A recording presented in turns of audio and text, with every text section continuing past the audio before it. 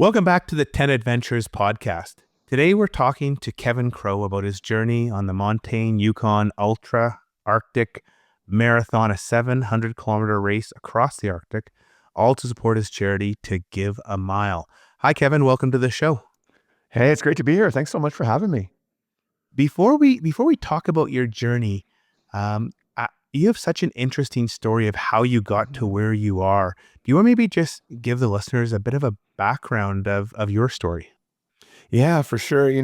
I think this adventure is built on two critical events in my life. And the first one was I had an amazing friend, Ryan Westerman, who we lost to brain cancer at the age of 37.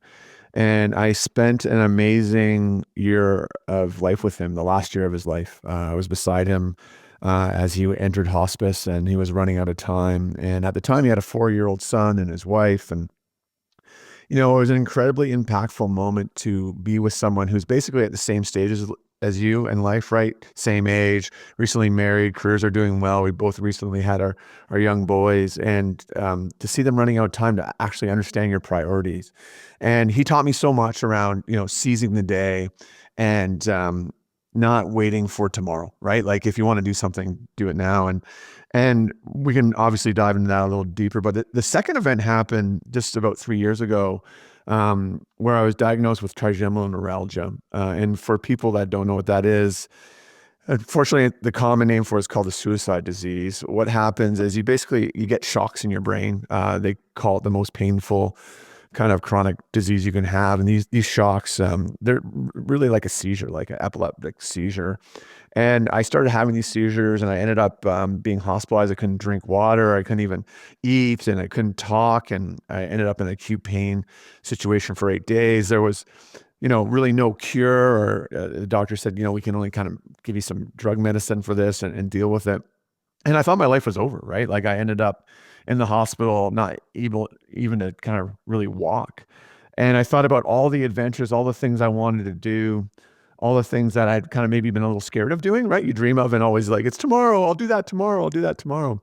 And as the Buddhist quote goes, the biggest mistake we all make is we think we have more time. And so when I got that TN diagnosis and luckily, fought my way out of it and did a lot of research and worked with a lot of great doctors and got healthy, I was like, you know what, I'm going to go do the big things that I've been putting off, the big things that I'm scared of, from Ryan's wisdom, from the TN awakening that I've got to seize the day. I'm going to go do the thing that scares me the most. And that is the Yukon Montane Arctic Ultra, as you said, 700 kilometers up. Basically think of it going from Whitehorse directly north.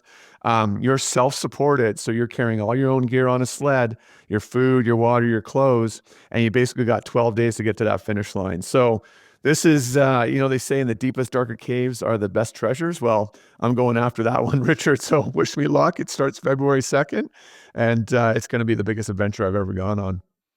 And so what drew you to this specific race? Yeah, I look at a lot of the journey here. When Ryan was passing away, and anyone who's dealt with cancer, and you see your loved one, it's basically like they're disintegrating in front of you, right? And I would visit him a couple times a week, and just to deal with that emotionally, I started running. I wanted to come back to my family, trying to get those emotions in a good spot so that they weren't dealing with kind of the sadness and the heartbreak that I was dealing with. And so I started running, and I had to run farther and farther to deal with some of those emotions. And I decided, and this is right after Ryan passed, that I wanted to go run a marathon. And I always said I was going to run a marathon, or, do it now. And I ran that marathon. It was an incredible event. And I don't want to, like, if you go run a marathon, man, just like be on top of the world for it. But I wanted something, I love the outdoors, I love nature. I wanted something a little bit more off the map. So I started running ultras. I ran the 100K Lost Souls and Lethbridge, and then, went after the Moab 240 and ran a bunch of trails like the West Coast Trail. And I did this race called the Spine in England, which is basically in the Scottish Mountains in February, which was 268 miles. And all those things to me have been like, call it my church, right? I'm not a religious person, but I have huge respect for religion and the discipline and what you learn through, practicing your faith. And these adventures have taught me so much, and they're very spiritual in a lot of ways. And so I was looking for a challenge that would make sure to push me to the places that I was scared of. I'm scared of the winter, right? The winter ups the ante. I'm going to be alone a lot of this time, and being alone out there was something that I definitely want to work on. A lot of the big races I had ended up running with people. I want to do something that was going to raise money for my charity, which we'll talk about in a little bit. And I wanted to do something that was really going to push me into the place of fear, right? Like not knowing if I can do this, having to prepare and make sure that I really focus on upping my skill level to succeed. Well, the Montane Arctic Ultra has all that in spades, so hence why I picked it. Why do you want to be scared? You mentioned it a few times. Yeah. You want to push yourself into places you really don't want to go. What are you hoping to get from going to those places? Yeah, I think that's where growth is, right? I think that's where our personal growth is. And it's not, I understand maybe not for everyone, right? We're all different. That's great. That's what makes the world go round. But I always think of that saying, hard decisions, easy life, easy decisions, hard life, right? So we are made by, pushing ourselves in places and growing. And I do think that when you challenge yourself and you get out of the comfort zone, you learn so much. And like, that's why I said it's kind of like my church, right? It's almost like a vision quest in the sense of the deep places you will go. I heard a great quote the other day where they said, endurance running is not physical work, it's inner work. And you can think of, 12 days, basically you're left with your thoughts in your head, and the things that you have to work through and process, and the things that will become, I think, evident through that process. It's very hard to have ego when you're, 6 days into that race and you're tired and fatigued and, you're wanting to quit, but you're going to have to find something deeper inside yourself to go. So, I have found through these races and through challenging myself and going places that have scared me, that is where the personal growth has been accelerated. And I've learned so much about myself. Can you talk a little bit about how you got into running and how you went from, it sounds like somebody who wasn't a runner to a marathon and ultras and now this, because I talk to so many people and they say, oh, my goal this year, I want to run a marathon. And what I'm finding now as I get in my late 40s is people are saying, oh, I'm never going to run that marathon. But it sounds the way the timeline fixes, you kind of in your mid 40s when you got into this, wasn't it? Yeah. I think right at my 40th birthday, right around 40, I think I ran my first marathon. And, I will say this, right? Like, you are, I think, a result of your kind of consistent process, versus just kind of bursts of energy, right? And one of the things that, kind of running showed me was like the daily practice of getting up and running. I always say to people, like, people are like, how do you go and possibly run, a 268-mile or 660K race? And I said, in some ways, it's a very easy focus because every day I get up and run. I don't read about running. I don't watch videos on running. I don't, go to seminars and hear about running. I have to get up and actually do the exercise day over day, right? Every day and work on that and build the muscle. And it's an incredible thing to see because these things kind of grow as you set your mind to it, right? Like, a marathon is an incredible feat, 42 kilometers, 42.2.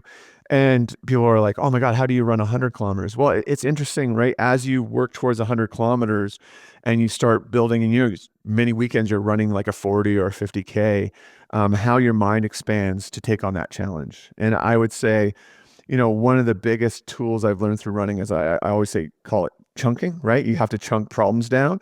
And I think sometimes people look at it and they're like, hey, I want to go run a marathon. The problem looks so big, right? I'm not even off the couch yet. How do I run a marathon? Well, you got to just chunk the problem down to, I want to run today. Or maybe I want to run 3 times this week, or maybe I want to run a 5K. And then hey, I've run a 5K. I want to run a 10K. And that's really how the journey happened for me is, I started with the marathon. You can ask my wife, I threw my running shoes in the garbage after that race, said I'm never running again. But the more I reflected on what it had taught me and the discipline it was putting in my life and that space just to be with myself and that inner working every morning running, I said, I got to go do something. I want to do something a little bit off the map. And that's where I started getting into the ultras. And so that's kind of been the journey. Can you talk a little bit about what makes this specific race unique? Obviously it's in the Yukon, it's remote, but maybe talk a little bit about the terrain and what each day is going to bring in, how weather factors in. You're just something you can't control that. For all you know, there's a heat wave or there's, a cold snap or tons of snow. Yeah, yeah. It's really, if you kind of think of this ultra, right? 660K, but it's also a bunch of outdoor survival skills, right? Because like I said, it's self-supported. So, you're carrying your own food, you're carrying your own water, you're carrying your own supplies. You have to look after yourself out there. And so when you look at this race, what are the unique challenges? To number one is weather, right? It's probably going to be between -30, -40 most of the time. So not only do you have to, call it on average, do about 60 kilometers a day, you've got to look after yourself to make sure that, you're warm, that you're not getting frostbite, you're not getting hypothermia, that you have enough energy to stop and cook and, set up your tent and take care of yourself and get ready for another 60 kilometers. That's a real big challenge. The other part of it to me is also, like I said, the soloness, the loneliness of it. Like at that distance, and you can do it on a fat tire bike, you can do it on skis, or you can do it on foot. And I think and there's also a 300-kilometer version. I think the 700-kilometer version, I think there's roughly about 30 of us doing it. So we're probably not going to see a lot of each other, maybe here and there. There's 3 resupply stations and, there's a couple check-in points, but, you're going to be out there on your own. And so just dealing with that loneliness and that headspace and that head game is going to be huge. As far as, there will be wildlife out there. Obviously bears are sleeping, but, I know one year, somebody quit because they saw wolves were following them for a long distance. Right. So you're going to have to deal with that. And then I think, just the general ability to maintain yourself through all those conditions. Like you said, one day you might have a massive storm and you might only be able to get 40K done that next day. Next day you might have blue skies and it's beautiful sun, so you want to get 80K that day. So really all that micro problem solving and a lot of what ultra endurance breaks down to is micro problem solving, right? So, hey, what do I need right now? I need to either feed myself, I need water, I need to find a way to keep going, I need to find a way to rest because sleep deprivation is going to be huge here. We're probably looking at maybe 4 hours of sleep a day over that 12-day run. So all those factors are going to be huge. And then if you look at the consequences, right? Very remote. So if I get into trouble and say I'm starting to get hypothermic or I'm getting frostbite, rescue is probably 12 hours away, maybe a day away. It's not like, you hit your SOS button. We all do have GPS on us that they're able to get to you quickly. They'll come with GPS or helicopter, but it's going to take a while.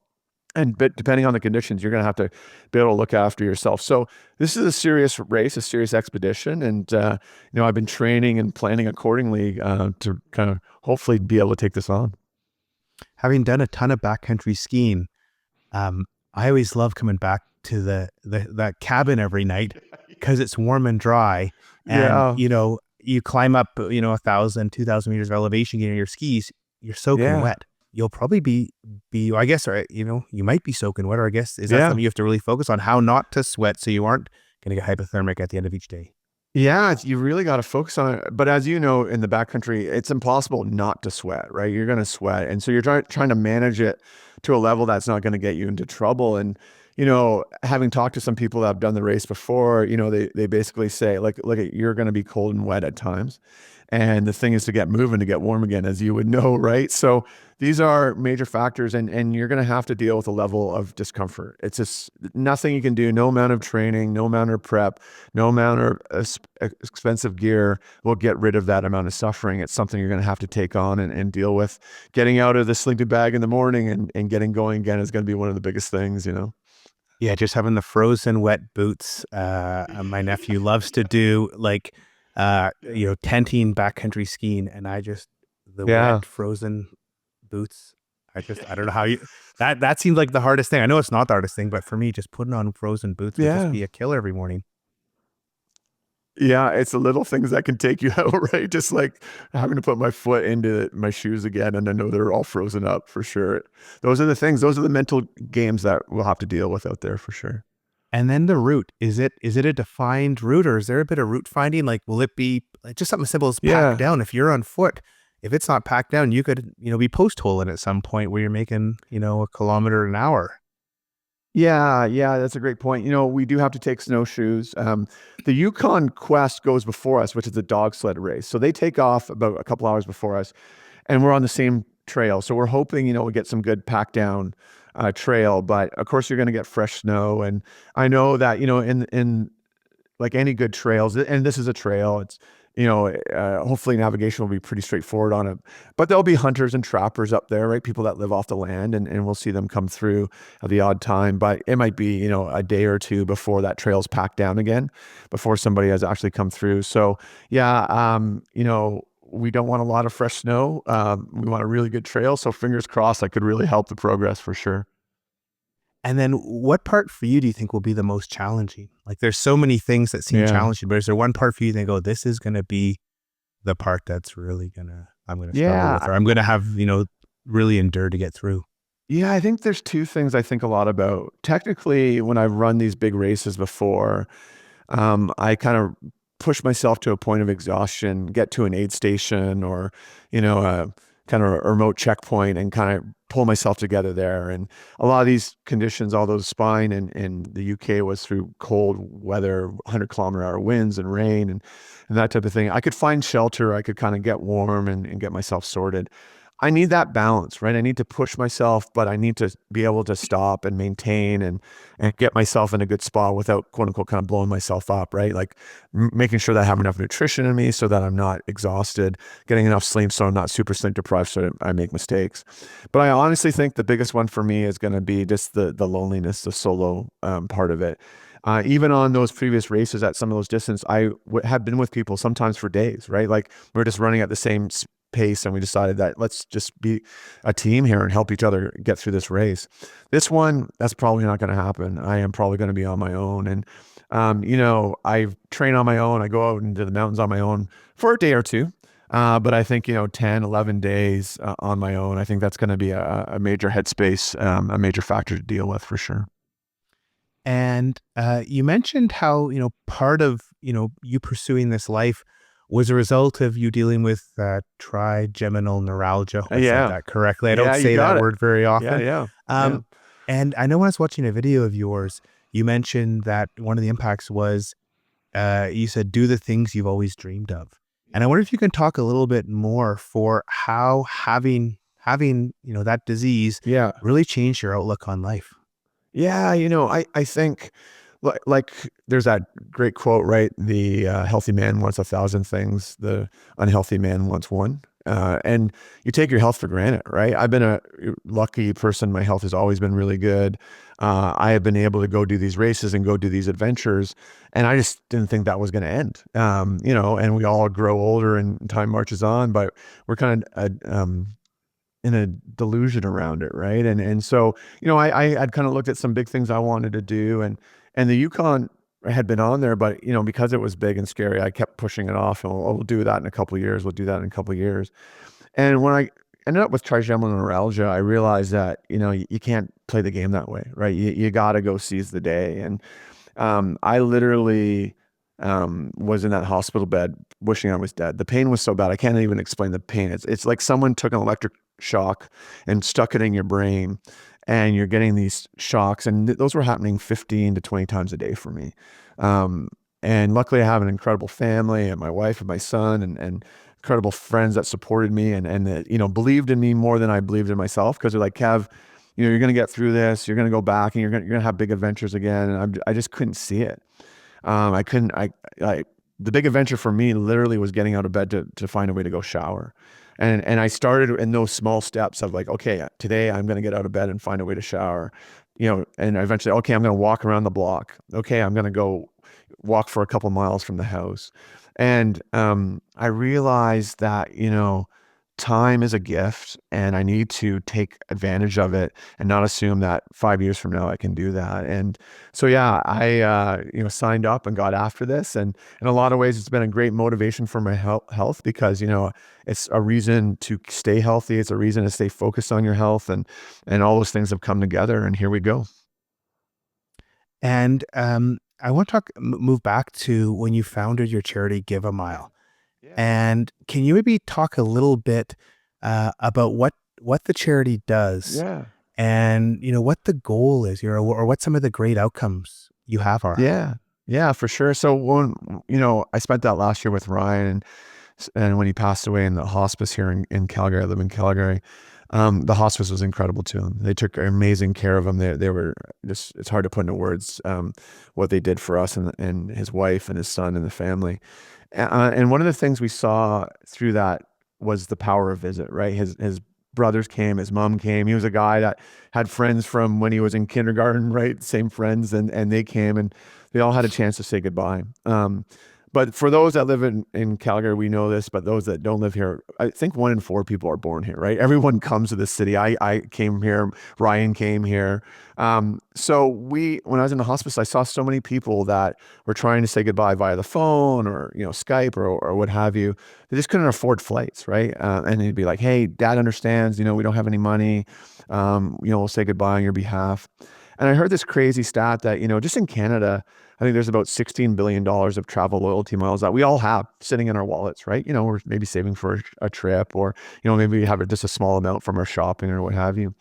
And I said, why don't we have everybody donate a small amount of their travel miles and we can make those flights happen, right? So we can get fathers, sons, daughters, mothers, best friends on planes to go see their loved one who's at end of life for a final visit.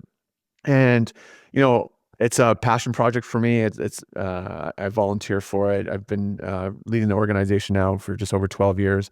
We've done over 1,200 flights. We've used about 58 million donated miles to do that, both in the US and Canada. It's incredible to watch the organization grow. We were about 100% volunteer to about a year and a half ago. As it's been growing, we've got an equivalent of about one full-time person working on it now, doing accounting and helping us with those types of things. But the impact of these flights is hard to put into words, right? If you think, you're never going to see your loved one again, and then you get connected to us via, normally it's hospice workers or social workers that connect. And then all of a sudden we are able to give you a flight to go see your father or your mother for a final visit. It's hard to put into words. I know that we just did a flight, every Christmas we do a big Christmas campaign. We give flights around all year, but we were trying to do 52 flights this year because that's how old Ryan would turn this year. And we were able to do that. And one of those flights was, parents had taken one of their young children from northern BC down to Vancouver because that child was dealing with brain cancer, dealing with some treatments, but probably was not ever going to come back home. And their 3 other small children were up in northern BC being looked after by the grandparents. And they're like, can you bring our children for us so that we can all be together for one last Christmas? And we were able to do those flights. And so to give that family that powerful gift, I don't know how you put that into words, right? Like, I know I gave a gift of a flight to a woman. She had probably about a week left to live, and it was her daughter and her granddaughter. And I talked to her on the phone and she just said, Kev, you don't understand. If somebody rolled in here with $5 million in a suitcase, it's absolutely meaningless. That money, like, there's nothing I want other than to see those 2 people. This is my lottery ticket. This means the world to me. And so to be able to do that over 1,200 times has been an incredible gift. And, part of doing the Yukon Montane Arctic Ultra is to raise funds for 37 flights, because that's how old Ryan was when he passed away. And we want to give some more flights away and make that impact happen for some more families. Wow, that just seems so powerful. Just the ability to, help people when they're at their most needy. It just seems like such an incredible thing. How can people help? Like, do people still give miles, or are you looking for cash donations? How does it work best? Yeah, absolutely. So if you go to giveamall.org, you're able to donate there. We're both in the US and Canada, and you can, donate money, Canadian and US. But from a points program, Air Canada has been a big supporter, a major partner of ours. So you can donate your Aeroplan points to us, and it's no charge. It comes 100% across, and 100% of miles and points are used for flights. And then if you have any other program, you can pledge a flight to us. Unfortunately, we don't have those other interfaces set up so that you can transfer those points. So if you have Avion, you can come in and pledge, whether it's a short haul or a long haul flight for us. And then when we find the family, we'll connect it together and get those flights booked. We're working on other programs. United, you're able to transfer those miles during holiday campaigns and special campaigns we do. And we're going to get other programs involved. But we would love your support. It's very hard to put into words what it means for these families, the incredible good you can do. And I think we're all in a situation where we have some of those miles, and 1,000 miles on the Aeroplan front is all you need to do to get in to donate. And then you mentioned you've had helped, was it 1,200 people do Yeah. this? What have you learned seeing the impact of these visits and, what you've done? Yeah. Those families have taught me so much. Like I remember we're bigger now, so I don't talk to all the families, but I talk to a lot of the families, and I always say thank you. And they're saying, "Why are you saying thank you to us? We're so blown away this exists." And I'm like I can't put into words what this means to me, how much you teach me and how much you give me. One, it keeps my friend's legacy alive, right? Ryan, his son now is, 18 years old, and my son is 22. And for them to see that the legacy has continued and it's been amazing, an amazing gift. The power of time, right? The fact that, we all have limited time. And I think we tend not to reflect on that because it scares us. But when you actually spend some time there, I think it's very empowering because you realize, one, that, the world goes on past you. So why not do silly things and don't be worried about being embarrassed and try big dreams because, the universe will continue. It's not a big deal. And also what we kind of earlier talked about is seize the moment, right? Because you don't know if you have tomorrow. They've shown me so much about courage and keeping yourself together through the hardest times. Like I've talked to parents that are losing children. I've talked to people that, have lost the person that means the most in the world to them. And to see their courage and their compassion in those moments and how they have kind of risen to the occasion has always reminded me of what we're capable in the human spirit. But I think, if I look at the biggest lesson is, I have a day job. Like everybody, I can get caught up in my day job or problems that are going on. And whenever I'm kind of maybe really wrapped up in that drama, I'll usually get a call from a family like we talked about at Christmas who, has a small child that's dealing with brain cancer, and it's perspective. I just go, man, my problems aren't that big, like why worry so much about this? There's bigger things going on in the world, and I need to keep this in perspective. And I think that's the most powerful gift they've given me. Wow, Kevin, that is just so powerful. What you've talked about today in terms of helping others and understanding, the impermanence of our lives and the need to kind of take control and do the things we're passionate about for ourselves, but also for our loved ones. This has been a joy just hearing from you. Thanks for coming on the show. Well, thanks for having me, and thank you for spreading the word about adventure and the power of adventure and travel and getting out there and seizing the day. It feels so important to kind of the legacy and the things that I'm trying to give into the world. So thank you for amplifying that message. Excellent. Now, if people want to find out more, where can they follow? Where can they learn about the charity? Will they be able to follow you while you're out on the trail? Can you share any links? Yeah, absolutely. So giveamile.org is our website, but you can also follow us on Instagram at Give a Mile, and we're on Facebook at Give a Mile. And if you want to follow me personally, it's Kevin Stuart Crowe, KevinStuartCrowe on Instagram. And we'll definitely be doing the adventure. Now, there is no internet when I'm up there. So I'm going to have my friend is going to send out some updates, and Give a Mile, our team will be sending up updates. And then I'll obviously, fingers crossed, everything goes well. I'll be giving you updates when I get back home safe and sound. And we love for your support, and we love you to help amplify and share the story. Excellent. Well, thanks for those. I'll put those links into the show notes. And with that, thanks everyone for listening to this episode of the 10 Adventures podcast. We'll be back next week to explore the world and hear about more epic adventures. Bye-bye.